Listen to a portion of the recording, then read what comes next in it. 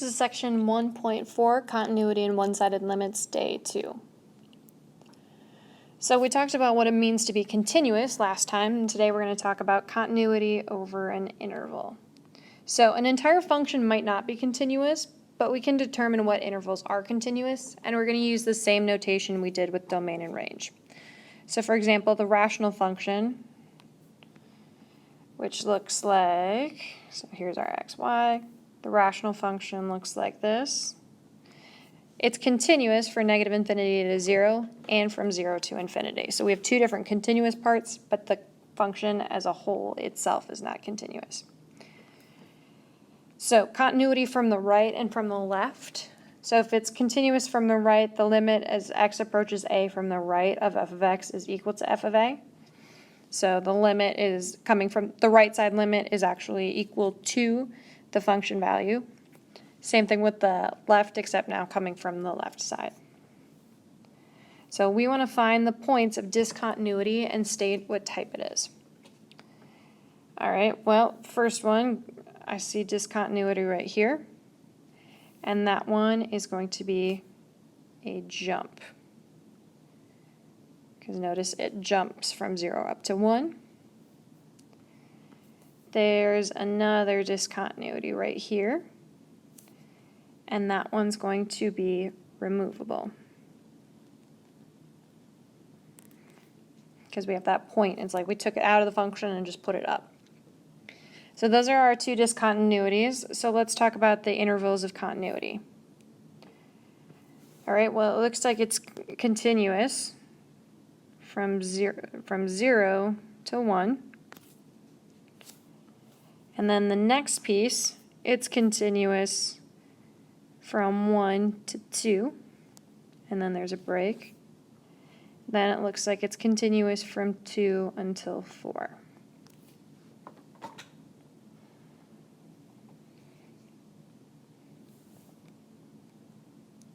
So properties of continuity, if b is a real number and f and g are both continuous at point C, then the following are also continuous. So a scalar multiple, if you just multiply an entire function by a scalar, it's if it was continuous at first, then it's still continuous.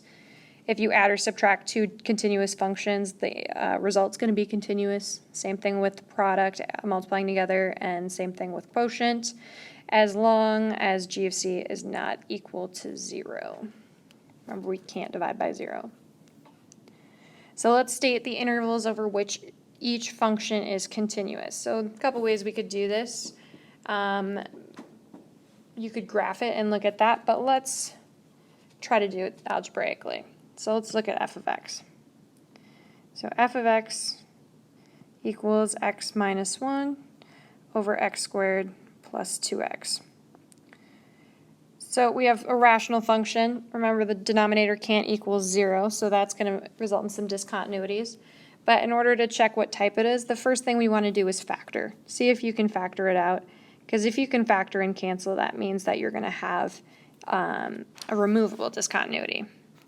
So x minus 1 on the top is fine. On the bottom, I'm going to factor out an x and get x plus 2. I can't cancel anything out, so that means that there are no removable discontinuities. But now let's set the bottom equal to 0 to see if we have some infinite discontinuities with vertical asymptotes.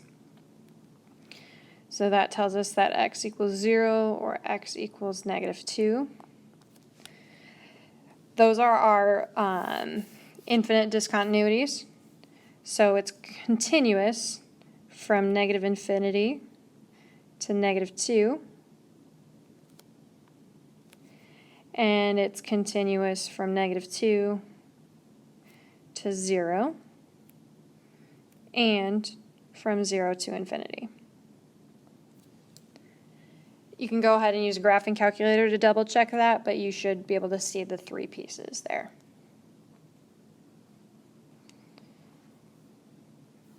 All right, let's try the next one.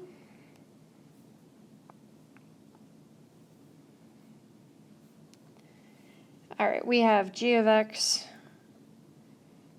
equals the square root of 4 minus x squared. So with a radical function like this, we want to make sure we find the domain. So remember, what's under the radical, 4 minus x squared, has to be greater than or equal to 0. I'm going to solve that, so 4 is greater than or equal to x squared. I'm going to flip that around to be x squared is less than or equal to 4, just because it's easier for me to think about. That means that x has to be less than or equal to 2, and x has to be greater than or equal to negative 2, which you can see if you graph it. It looks something like this, half circle. So our intervals of continuity there's only one, so we are going from negative 2 to 2.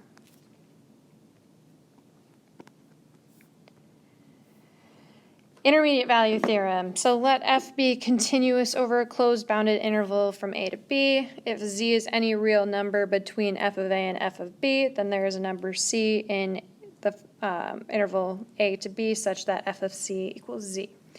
So a lot of words. Basically what it's saying is that if you have two x values, a and b, and you have their y values, their points here and here, then that means that somehow, no matter how it is, even if we don't know the function, there has to be some number c such that the f of c is between f of a and b. So there has to exist a point where the y value is somewhere in this range. Okay, remember it could look like this, and you would have it here. It could look like what we have. It could be like up and then down and back up. In that case, we would have 3 of them. But the point is, no matter how you draw that function between these 2 points, you're always going to get any y value in between those 2 y values. So use the intermediate value theorem to show that the polynomial function f of x equals x cubed plus 2x minus 1 has a 0 within the interval of 0 to 1. So we have an interval, so using the intermediate value theorem, we should automatically find our y values for that. So f of 0 is going to be negative 1, and f of 1 is going to be 1 plus 2 is 3 minus 1 is 2.